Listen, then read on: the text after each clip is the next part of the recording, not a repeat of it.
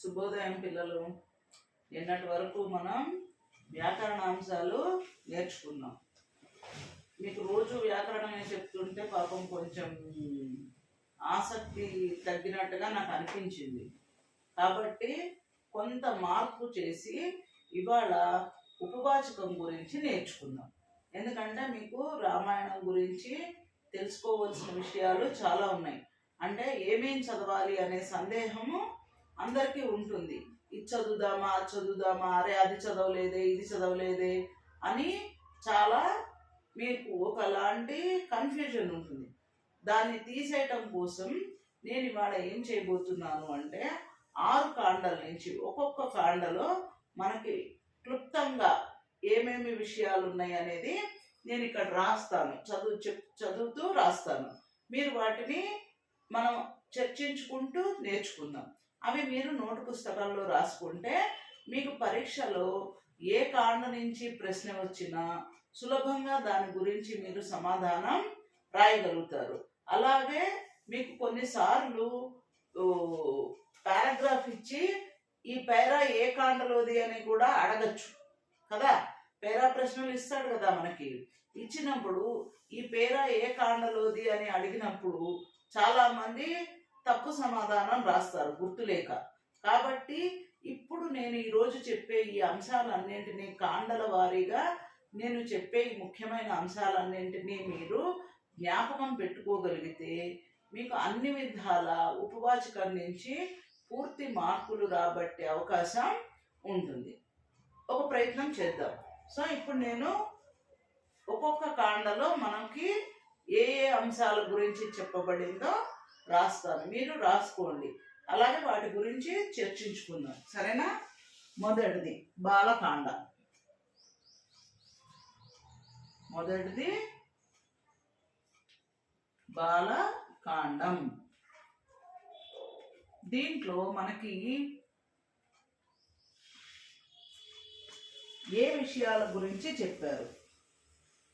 మొదటి పాయింట్, బ్రహ్మ ఆదేశానుసారం రామాయణ రచనకు వాల్మీకి పూనుకోవడం. బ్రహ్మ ఆదేశం ప్రకారం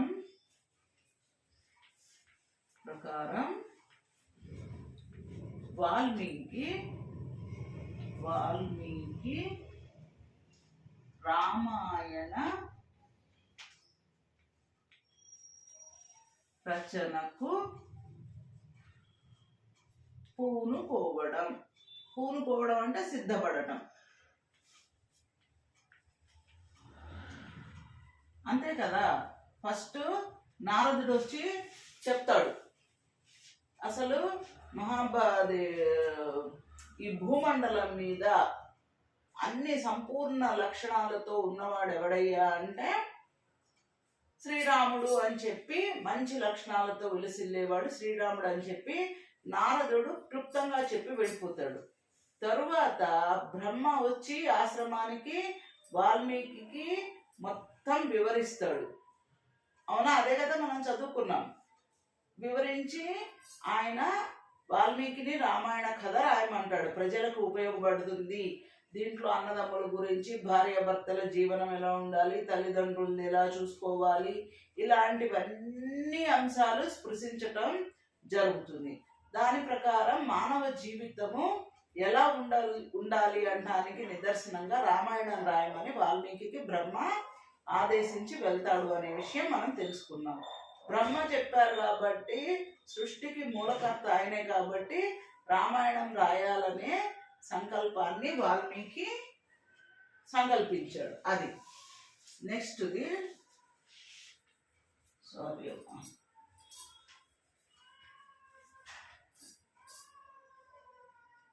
పూనుకోవడం.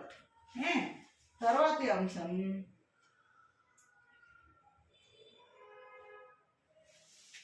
రెండవది రావణ సంహారానికి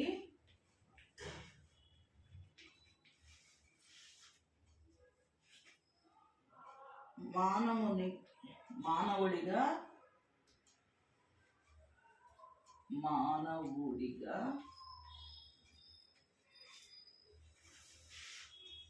అవతరించమని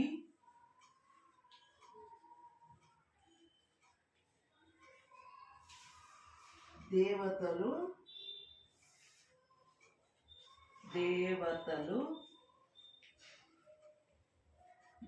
మహావిష్ణువుని కోరడం.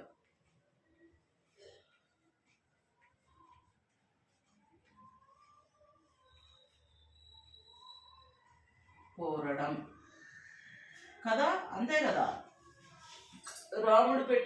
రావణాసురుడు పెట్టే బాధలు భరించలేకపోతున్నాము తండ్రి, మమ్మల్ని ఎలా అయినా సరే నీవే కాపాడాలి అని చెప్పి దేవతలందరూ శ్రీ మహావిష్ణువుని కోరుతారు. ఎందుకు అంటే మానవుడిగానే ఎందుకు దాల్చమన్నారు అవతారం అంటే, రావణాసురుడు శివుణ్ణి మెప్పించి, తన తపస్సుతోటి శివుణ్ణి మెప్పించి ఒక వరం కోరుకుంటాడు. అంటే ఈ ప్రపంచంలో ఏ జీవి చేతిలో నేను మరణించకూడదు అని. కానీ మానవుడిని, వానరులని రావణాసురుడు చాలా తేలిగ్గా తీసుకున్నాడు.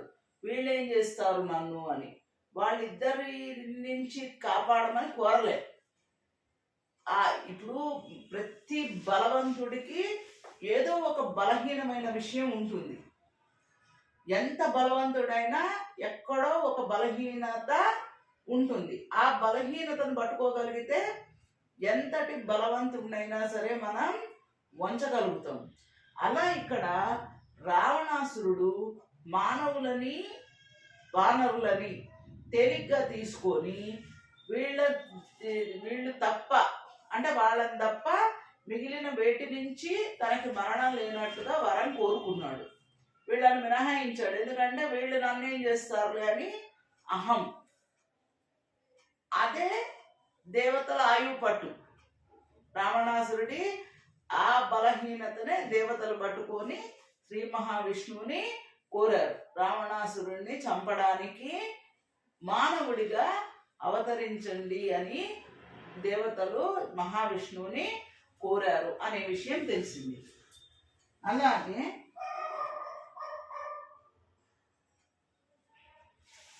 మూడవది పుత్రకామేష్టి. అంటే కామము అంటే కోరిక. సో పుత్రులు జన్మించాలనే కోరికతో ఒక యాగం చేశాడు దశరథుడు. పుత్రకామేష్టి యాగం ద్వారా లభించిన పాయసాన్ని దశరథుడు తన ముగ్గురు భార్యలకు పంచడం. ముగ్గురు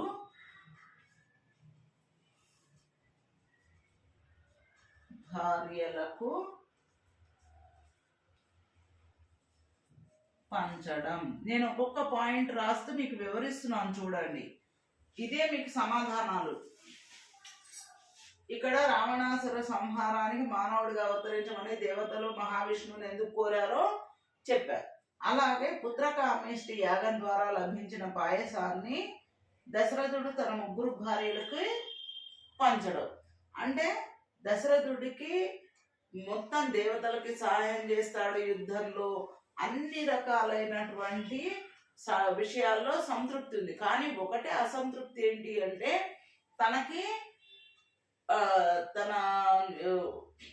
తనకి స్వర్గలోకాన్ని కలిగించడానికి కుమారులు లేరు అని చెప్పి ఆయనకు ఒక బాధ ఉండింది. అది తీర్చడానికే మహర్షులు ఆయనకి ఉపదేశం చేస్తారు. మీరు ఋష్యశృంగ మహర్షిని రాజ్యానికి పిలిచి ఆయన ద్వారా పుత్రకామేష్టి యాగం జరిపించండి, తద్వారా మీకు ప్రయోజనం చేకూరుతుంది అని. అలాగా వశిష్ఠుల వారి మాట విని తనకి అల్లుడైనటువంటి ఋష్యశృంగ మహర్షి, ఎందుకు అంటే అల్లుడు అని ఎందుకు చెప్పాను అంటే, దశరథుడికి ఒక్కగానొక్క కూతురు ఉంది, శాంతాదేవి. ఆమెని ఋష్యశృంగుడికి ఇచ్చి వివాహం చేస్తాడు. అందుకని ఆయన అల్లుడుగాను మహర్షి. ఋష్యశృంగుడు ఏ రాజ్యంలో పాదం మోపితే ఆ రాజ్యంలో సుభిక్షంగా ఉంటాయి, ఆ రాజ్యం అంతా సుభిక్షంగా ఉంటుంది. అక్కడ ఏ ఈతి బాధలు ఉండవు. ఈతి బాధలు అంటే కరువు కాటకాలు అనేవి ఉండవు. ఏ విషయాల్లోనూ ఎవరికి అసంతృప్తి అనేది ఉండదు. అందుకని చెప్పి ఋష్యశృంగుని పిలిపిస్తారు దశరథుడు. పిలిపించి ఆయన చేతుల మీదుగా ఆయన సహాయంతో పుత్రకామేష్టి యాగం చేస్తాడు. పుత్రకామేష్టి యాగం చేయగానే ఒక దివ్య పురుషుడు బంగారు పాత్రలో పాయసాన్ని తెచ్చి దశరథుడికి ఇచ్చి ఈ దివ్య పాయసాన్ని తన భార్యలకి ఇవ్వమంటాడు. తద్వారా పుత్ర సంతతి కలుగుతుంది అని చెప్పి మాయమైపోతాడు. అలాగా దశరథుడికి పుత్రకామేష్టి యాగం చేయడం ద్వారా వచ్చిన పాయసాన్ని తన 3 భార్యలకి పంచాడు. తరువాత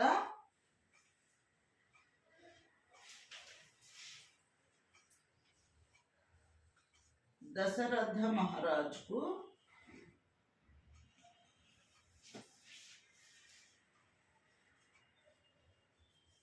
మహారాజుకు రాముడు, లక్ష్మణుడు,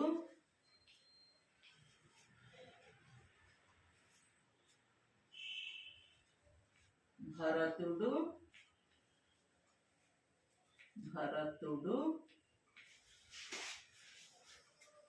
శత్రుఘ్నుడు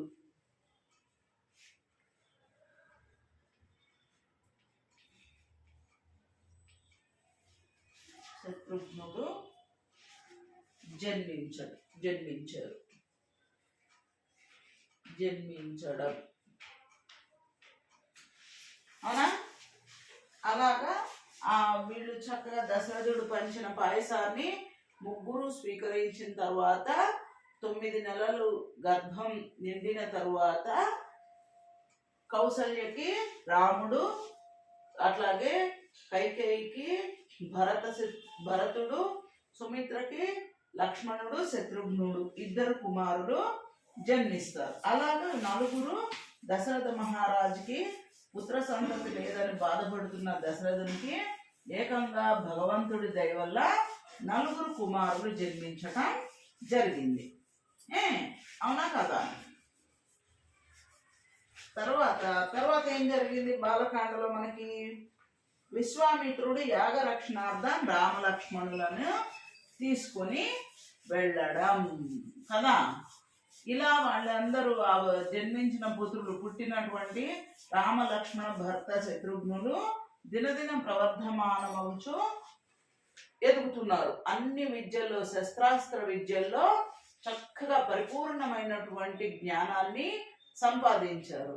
అదే సమయంలో ఇది చూసి మురిసిపోతున్నటువంటి దశరథుడికి అదే సమయంలో విశ్వామిత్రుడు రావడం జరిగింది. విశ్వామిత్రుల వారు ఎందుకు వచ్చారు?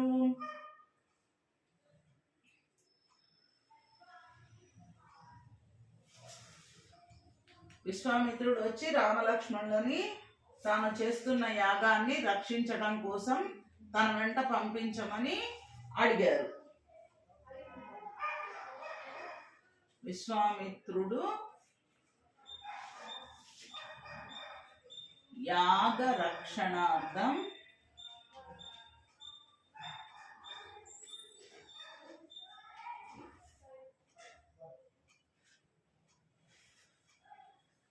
రామ లక్ష్మణులను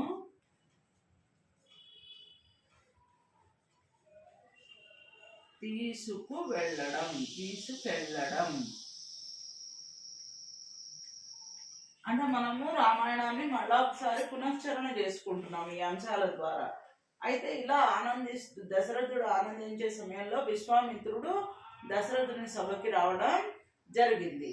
దశరథుడు ఆయనని సగౌరవంగా అన్ని ఉపచారాలు చేయవలసినటువంటి అతిథి మర్యాదలన్నీ చేసి ఆయనకి సింహాసనం మీద కూర్చోమని చెప్పి ఆయన రాకకి కారణం ఏంటో అడుగుతాడు దశరథుడు. విశ్వామిత్రుడు రావడానికి గల కారణాన్ని తెలియజెప్పమని అంటాం జరుగుతుంది.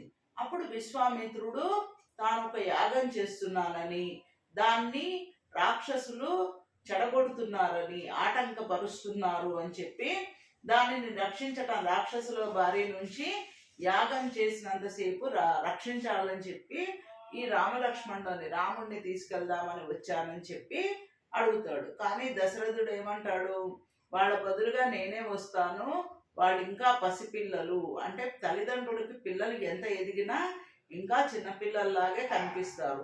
అందులో దశరథుడికి చాలా అపురూపం అనమాట పిల్లలు అంటే. ఎందుకంటే చాలా కాలం పుత్ర సంతతి లేదు కదా, అందుకని కలిగిన ఈ నలుగురిని చాలా అపురూపంగా చూసుకుంటాడు. అట్లా అపురూపంగా పెంచుతున్న తన కుమారులని రాక్షసుల బారిన పడేయాలంటే భయం వేసింది. అందుకని విశ్వామిత్రుడితోటి నేనే వస్తాను ఆయుధ సమేతంగా, సైనికుల్ని తీసుకొని నన్ను తీసుకెళ్ళండి, వాళ్ళు చాలా చిన్నపిల్లలు అంటారు. దానికి విశ్వామిత్రుడికి కోపం వస్తుంది. దశరథ, నేను ఎందుకు అడిగానో నువ్వు అర్థం చేసుకోవడం లేదు. ఏమి నాకు చేత కాకన్నా నేను యాగం రక్షించుకోవడం నాకు చేత కాదు నీ దగ్గరకు వచ్చింది. ఎందుకు అంటే అంటే మనం ఏదైనా పూజలు చేసేటప్పుడు కొన్ని నియమాలు అనుసరిస్తాం. అలాగా ఈయన కూడా చెప్పాడు విశ్వామిత్రుడు, నేను యాగం చేస్తున్నందువల్ల నేను ఎవ్వరి మీద ఆయుధాన్ని ప్రయోగించను, నేను ఇతర పనుల వేటి మీద దృష్టి పెట్టకూడదు, నేను యాగ దీక్షలో ఉంటాను. అటువంటి దీక్ష తీసుకున్నప్పుడు నేను ఇటువంటి సంహరించే పనులు చేయకూడదు, యుద్ధం చేయకూడదు. అందువలన నేను నీ సహాయం కోరి వచ్చాను. నువ్వు అనుకుంటున్నావు నీ దృష్టిలో రామలక్ష్మణులు చిన్నపిల్లలే, కానీ వాళ్ళు ఎంతటి కార్యమైనా సాధించగలరనే నమ్మకం నాకుంది. కావాలంటే ఈ విషయాన్ని నువ్వు వశిష్ఠుల వారితోటి చర్చించిన తర్వాత నిర్ణయం తీసుకో అని చెప్పి చెప్తాడు. అప్పుడు దశరథుడు ఇంకా చేసేదేం లేక తన రాజగురువు అయినటువంటి వశిష్ఠుల వారిని అడిగితే, వశిష్ఠుల వారు విశ్వామిత్రుడు చాలా గొప్పవాడైనటువంటి మహర్షి, అతని వెంట నీ కుమారులని ఏ సందేహం లేకుండా పంపించచ్చు నిర్భయంగా అని చెప్పి చెప్తాడనమాట. అలా చెప్పగానే వశిష్ఠులంతటి వారు చెప్పారని చెప్పి విశ్వామిత్రుల వారి మీద నమ్మకంతో దశరథుడు అంగీకరించక తప్పలేదు. అలాగ తన కుమారులని రామలక్ష్మణులు ఇద్దరిని విశ్వామిత్ర యాగ రక్షణార్థం పంపిస్తాడు. ఇది మనం చదువుకున్న అంశం. అలాగే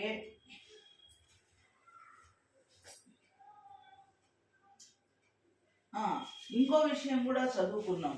విశ్వామిత్రుడు వాళ్ళని తీసుకెళ్తూ దారిలో ఉన్న వింతలు విశేషాలని వివరించటమే కాకుండా వాళ్ళకి ఆకలి దప్పులు లేకుండా, నిద్రాహారాలు లేకుండా ఉండేటట్టుగా బల అతి బల అనేటువంటి విద్యలని బోధిస్తాడు. దానివల్ల ఆ విద్యలు నేర్చుకోవడం వల్ల వాళ్ళు ఎంతటి కష్టమైన పనినైనా సునాయాసంగా చేయగలుగుతారు, సులభంగా చేయగలుగుతారు. అలాగే ఎంత దూరం నడిచినా, ఎన్ని రాత్రులు నిద్ర లేకపోయినా వాళ్ళకి అసలు ఏమీ కష్టం కలగదు. వాళ్ళకి ఆకలి ఉండదు, దాహం వేయదు, దప్పిక అంటే దాహం వేయదు. అలాగే వాళ్ళు ఇవి లేనందువల్ల, నిద్రాహారాలు లేనందువల్ల వాళ్ళ రూపంలో ఎటువంటి మార్పు రాదు. అదే మనం గనక మామూలుగా కొన్ని రోజులు, ఒక్కరోజు నిద్రపోకపోతేనే మొహం అంతా మారిపోతుంది, మొహంలో ఉన్న కళ తప్పుతుంది. అలాగే ఆహారం తినకపోయినా అంతే కదా, దాహం తీర్చుకోకపోతే నాలుక ఎండిపోయి గొంతంతా నొప్పి పుడుతుంది. ఇట్లాంటివన్నీ మనకు వస్తాయి. కానీ విశ్వామిత్రుడు రామలక్ష్మణులకి బోధించినటువంటి, ప్రసాదించినటువంటి బల అతి బల విద్యల వల్ల వాళ్ళకి ఇటువంటి సమస్యలేవి రావు. వాళ్ళు ఎంతకాలమైనా సరే ఆహారం, నిద్ర, నీళ్లు తాగకుండా ఉండగలరు. అటువంటి విద్యలని విశ్వామిత్రుడు వాళ్ళకి ఇస్తాడు. అట్లాగే వాళ్ళకి ఆ విద్యల వల్ల 1000 ఏనుగుల బలం వస్తుంది, బోల్డ్ అంత బలం వస్తుంది. వాళ్ళకి ఎదురు నిలిచి ఎవరూ గెలవలేరు, అటువంటి బలం వస్తుంది అన్నమాట ఆ విద్యల వల్ల. అటువంటి విద్యలను విశ్వామిత్రుడు వాళ్ళకి ప్రసాదించటం జరిగింది. ఈ విషయం కూడా తెలుసుకున్నాం. తరువాత 1000 ఏనుగుల బలం ఉన్న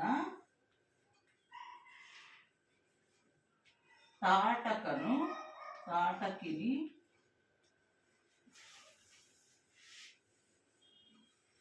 రాముడు వధించడం.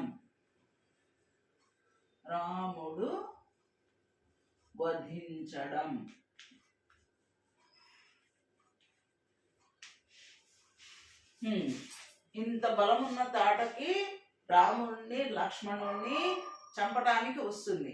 కానీ రాముడు ఒక్క క్షణకాలం ఆగుతాడు. అది గమనించి విశ్వామిత్రుడు ఏమీ పర్వాలేదు, దుర్మార్గులైనటువంటి రాక్షస స్త్రీలను సంహరించడం తప్పు కాదు అని అనుజ్ఞ ఇస్తాడు చంపమని. అంటే రాముడు స్త్రీ కదా, ఎలాగ నేను చంపాలి అని ఒక ధర్మ సందేహాన్ని వెలిబుచ్చాడు చూపుతోనే విశ్వామిత్రుడికి. దాన్ని వెంటనే అర్థం చేసుకున్న గురువైన విశ్వామిత్రుడు, పర్వాలేదు, ఆమె దుర్మార్గురాలు, అధర్మంగా ఉంది కాబట్టి అధర్మాన్ని పాటించేటప్పుడు అది స్త్రీ అయినా చంపితే తప్పు లేదు అని చెప్పి వెంటనే చెప్తాడు. ఎందుకంటే వెంటనే బాణం వెయ్యి రామా, రాక్షసులకి చీకటి పడే కొద్దీ వాళ్ళ బలం రెట్టింపు అవుతుంది, ఉన్న బలం కంటే అధికమవుతుంది. అందుకని చెప్పి ఆ బలం చీకటి పడక ముందే నువ్వు తాటకిని వధించు అని చెప్పి అనుజ్ఞ ఇస్తాడు విశ్వామిత్రుడు. వెంటనే రాముడు బాణం వేసి తాటకిని వధిస్తాడు. ఇది మనం నేర్చుకున్న విషయం. అలాగే రాముడు తన అస్త్రాలతో యజ్ఞభంగానికి వచ్చిన మారీచ సుబాహుల భరతం పట్టడం. రాముడు తన అస్త్రాలతో, అస్త్రాలు అంటే ఆయుధాలు, అస్త్రాలతో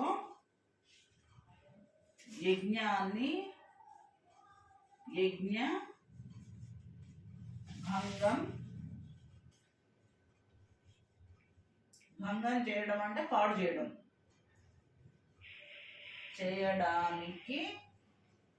వచ్చిన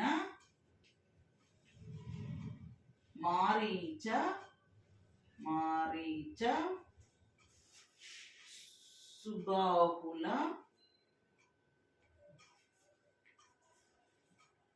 భరతం పట్టడం. ఈ తాటకి ఎప్పుడైతే చనిపోయిందో ఆమె కుమారులైనటువంటి మారీచ సుబాహులు వెంటనే రంగంలోకి దిగి రామలక్ష్మణులతో యుద్ధానికి వస్తారు, ఆ యాగాన్ని పాడు చేయడానికి. అది గమనించిన రాముడు దివ్యాస్త్రాలతోటి వాళ్ళిద్దరిని, ఒకళ్ళని సుబాహుని చంపేస్తాడు, మారీచుణ్ణి పోయి ఎక్కడో 800 గజాల దూరంలో పడేటట్టు, సముద్రంలో పడేటట్టుగా పంపించేస్తాడు బాణం వేసి. అలాగా వాళ్ళిద్దరిని సంహరించి వాళ్ళిద్దరిని దూరం చేసి యజ్ఞాన్ని రక్షించాడు అనే విషయం తెలుసుకున్నాం కదా. అందరు రాసుకుంటున్నారమ్మా? ఇవన్నీ ముఖ్యమైన పాయింట్లు అన్నమాట. బాలకాండ నుంచి మీరు ఏం తెలుసుకున్నారని ఒకవేళ ప్రశ్న వచ్చినా వీటన్నింటినీ రాస్తే అయిపోయింది మీకు సమాధానం. ఈ పాయింట్స్ అన్ని రాసేస్తే ఓకేనా, క్లుప్తంగా రాసేస్తే అయిపోతుంది. ఇంకా ఏం చేశాడు, మారీచ సుబాహుల్ని వాళ్ళ భరతం పట్టిన తర్వాత అహల్యని శాపం నుంచి విముక్తి పొందడం,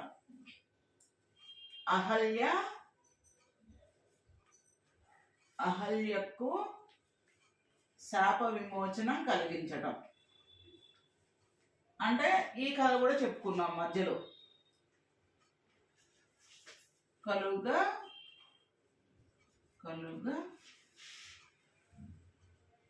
చేయడం అంటే అహల్య ఎవరు? గౌతమ మహర్షి భార్య. అయితే ఆమె మీద ఇంద్రుడు దృష్టి పెట్టి ఒకసారి గౌతమ మహర్షి రూపంలో వచ్చాడని, అదే సందర్భంలో గౌతముడు నదికి స్నానానికి వెళ్ళి తిరిగి వచ్చి చూసి భార్యని శపించాడని, దానివల్ల ఆమె తన తప్పు ఏమీ లేదని భర్త కాళ్ళపై పడి వేడుకోగా శాప విమోచనం ప్రకారం రాముడు ఎప్పుడైతే రాముని స్పర్శ తగిలిన వెంటనే నీకు శాప విమోచనం కలుగుతుందని ఆమెకి చెప్పడం ఇది జరిగింది. ఆమెను రాయిగా పడి ఉండమని చెప్పిస్తాడు. ఆమె బాధపడి భర్తని కాళ్ళపై పడి వేడుకోగా క్షమించమని, అప్పుడు శాప విమోచనం ఏం చెప్తాడు అంటే, ఎప్పుడైతే రాముడి పాదస్పర్శ నీకు కలుగుతుందో అప్పుడు నీకు శాప విమోచనం అవుతుందని చెప్పడం జరిగింది. అలాగా రాముడు ఈ యాగం రక్షించిన తరువాత విశ్వామిత్రుడు వాళ్ళిద్దరిని జనక మహారాజు పరిపాలించే మిథిలా నగరానికి తీసుకువెళ్తాడు. ఆ తీసుకువెళ్తున్న సందర్భంలో దారిలో ఈ అహల్యకి శాప విమోచనం కలుగజేస్తాడు రాముడు. తర్వాత శివధనస్సు విరిచి సీతను వివాహమాడటం. శివధనస్సును విరిచి శ్రీరాముడు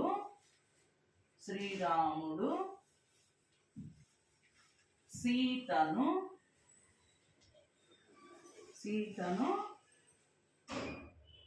వివాహం ఆడటం.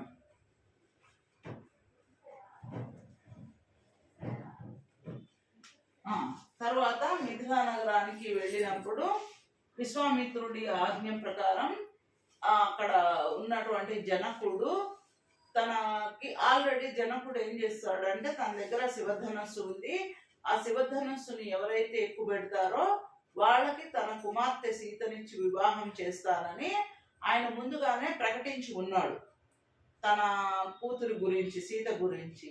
అది తెలిసిన విశ్వామిత్రుడు రామలక్ష్మణులను మిథిలకు తీసుకువెళ్ళి అక్కడ జనకుడితోటి శివధనస్సు చూపించమని అడుగుతాడు. ఎప్పుడైతే ఆ శివధనస్సుని తీసుకొచ్చి రాముడికి చూపించి దాని యొక్క గొప్పతనాన్ని వివరిస్తాడు. వివరించిన తర్వాత రాముడు విశ్వామిత్రుడి ఆజ్ఞతోటి ఆ శివధనస్సుని ఎక్కువ పెట్టడానికి చేతిలో పట్టుకొని నారి సంధించి ముడివేయాలని శివధనస్సుని వంచుతాడు. ఆ వంచగానే అది పెడపెడ పెటిపెట అని శబ్దం చేస్తూ పెద్ద శబ్దంతో కింద పడిపోతుంది, విరిగిపోతుంది.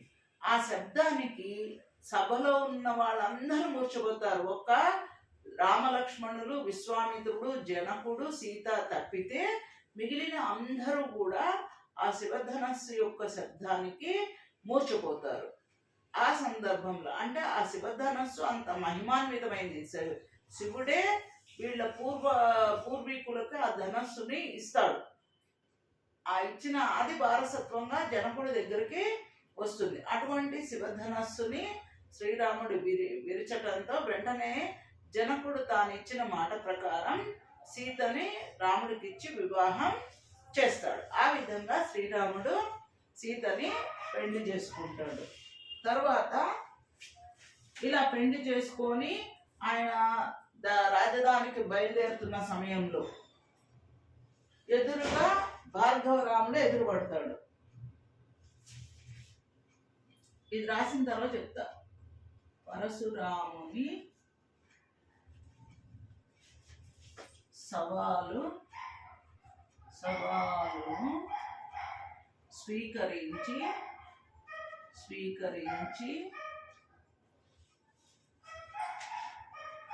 రాముడు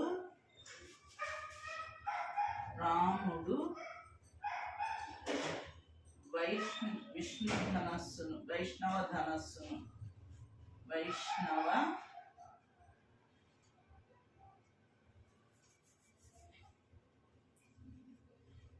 ధనస్సు ఎక్కుపెట్టి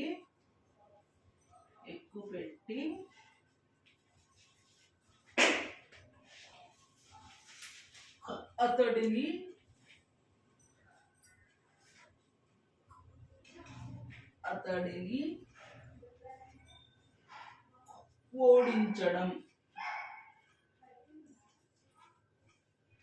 ఇది ఈ బాలకాండలో చివరి అంశం. చూడండి, అయితే ఇలా సీతని వివాహం చేసుకొని మళ్ళా తిరిగి ఆయన అయోధ్యకి బయలుదేరే సమయంలో పరశురాముడు వస్తాడు.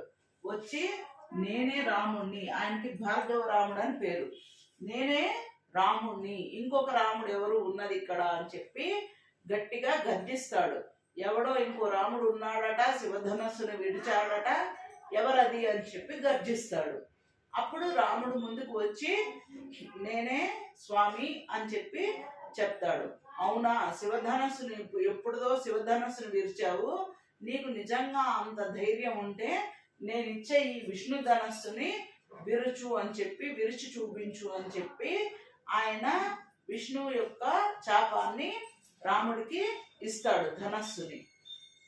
రాముడు ఎవరు? సాక్షాత్తు విష్ణుమూర్తి యొక్క అవతారమే కదా. ఆ విషయం గ్రహించలేడు అప్పుడు ఉన్న పరిస్థితిలో పరశురాముడు. దాంతో శ్రీరాముడు ఆనందంగా పరశురాముడు ఇచ్చినటువంటి విష్ణు ధనస్సుని చేతబూని అక్కడ ఉన్న విశ్వామిత్రులకి పరశురాముడికి వాళ్ళకి నమస్కరించి ఆ చాపాన్ని ఎక్కుపెడతాడు. వెంటనే విష్ణు ధనస్సు అది కూడా అది ఎక్కువ పెట్టంగానే ఈయన పరశురాముడికి తెలివి వస్తుంది. తన ఎదురుగా ఉన్నది సాక్షాత్తు విష్ణుమూర్తి అవతారమే అని గ్రహించి ఆయన రాముడిని మెచ్చుకొని అక్కడి నుంచి వెళ్ళిపోతాడు. దీంతో మనకి బాలకాండ సమాప్తం అవుతుంది. సో ఇప్పుడు నేను ఏవైతే ఈరోజు మీకు అంశాలు 10 అంశాలు రాశానో ఈ 10 అంశాలని మీరు గుర్తుపెట్టుకోండి. ఇవి గుర్తుపెట్టుకుంటే బాలకాండ నుంచి ఏ ప్రశ్న వచ్చినా నేను ఇప్పుడు ఎలా వివరించానో అలాగా మీరు వివరించగలగాలి. నేను ఎందుకు చెప్పాను మీకు ఇలాగా అంటే వివరించి మీరు కూడా సమాధానాన్ని అలాగ సొంత మాటల్లో రాయగలగాలి. ఈ 10 అంశాలు గుర్తుపెట్టుకుంటే మీకు దీని నుంచి ఏ ప్రశ్న వచ్చినా సులభంగా సమాధానాన్ని రాయగలుగుతారు. రేపు మరొక కాండతో మీ ముందుకి వస్తాను. ఈలోపు మీరు ఈ 10 అంశాలు చదివి జ్ఞాపకం ఉంచుకోండి. సరేనమ్మా?